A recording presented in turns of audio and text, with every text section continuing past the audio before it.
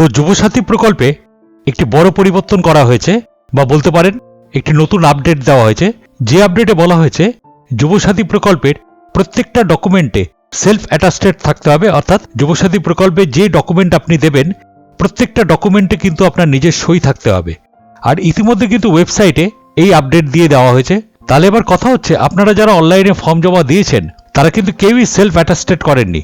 বিশেষত যারা অরিজিনাল যে কপি সেই কপি স্ক্যান করে যারা আপলোড করেছেন তারা কিন্তু কেউই ডকুমেন্টে সই করেননি। যেহেতু অরিজিনাল যে কপি তাতে কোনো রকম সই করা যায় না, সেই জন্য আপনারা কোনো রকম সই ছাড়াই অর্থাৎ সেলফ অ্যাটাস্টেড ছাড়াই ডকুমেন্টটি আপলোড করেছেন। তো অলরেডি যারা আপলোড করে দিয়েছেন তাদের ক্ষেত্রে কি আপডেট দেওয়া হয়েছে, বা যারা এখনো পর্যন্ত অ্যাপ্লাই করেননি বা অনলাইনে অ্যাপ্লাই করবেন ভাবছেন তাদের কিভাবে আপলোড করতে হবে, আসুন প্রত্যেকটি জিনিস আমরা এই ভিডিওতে বিস্তারিতভাবে জেনে নেই।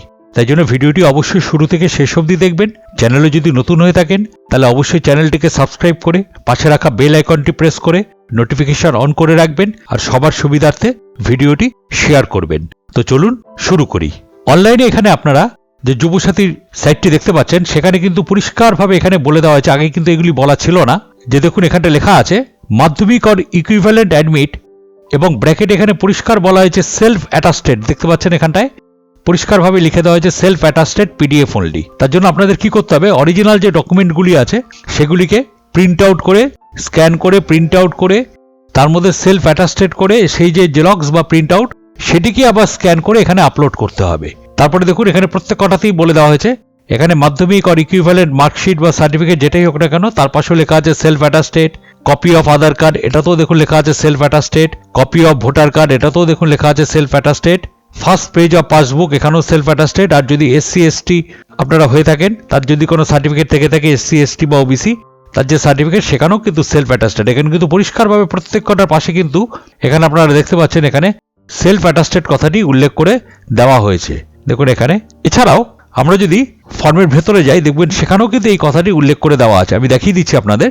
এখানেও দেখুন বেসিক ডিটেলসটি পূরণ করবার পর যেখানে ডকুমেন্ট আপলোড করার ব্যাপারটি আছে সেখানেও দেখুন এখানে পরিষ্কার বলা হয়েছে, দেখুন Madhyamik or equivalent admit card self attested, Madhyamik or equivalent marksheet self attested. এখানে কিন্তু সব কটাতে দেখুন সেলফ অ্যাটাস্টেড করে দেওয়া আছে।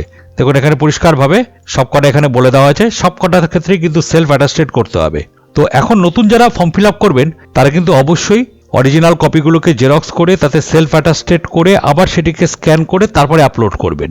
উইদাউট সেলফ অ্যাটাস্টেড কিন্তু এগুলো আপলোড করবেন না, কারণ এখানে পরিষ্কারভাবে কিন্তু এখন নতুন আপডেট দিয়ে দেওয়া হয়েছে। এই সেলফ অ্যাটাস্টেড যে ব্যাপারটা সেটা কিন্তু আগের ক্ষেত্রে ছিল না।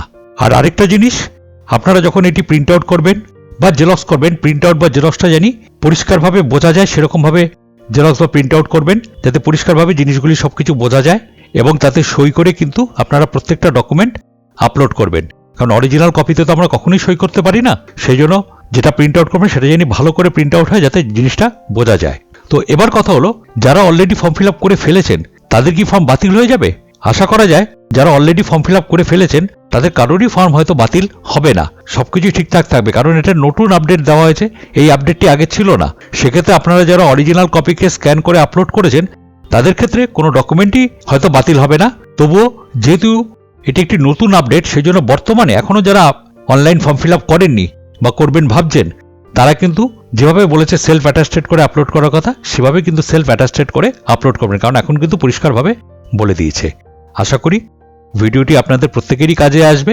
তাই জন্য একটি অনুরোধ, চ্যানেলে যদি নতুন হয়ে থাকেন তাহলে অবশ্যই চ্যানেলটিকে সাবস্ক্রাইব করবেন আর ভিডিওটিতে অবশ্যই একটা লাইক আর কমেন্ট করে দেবেন। ধন্যবাদ।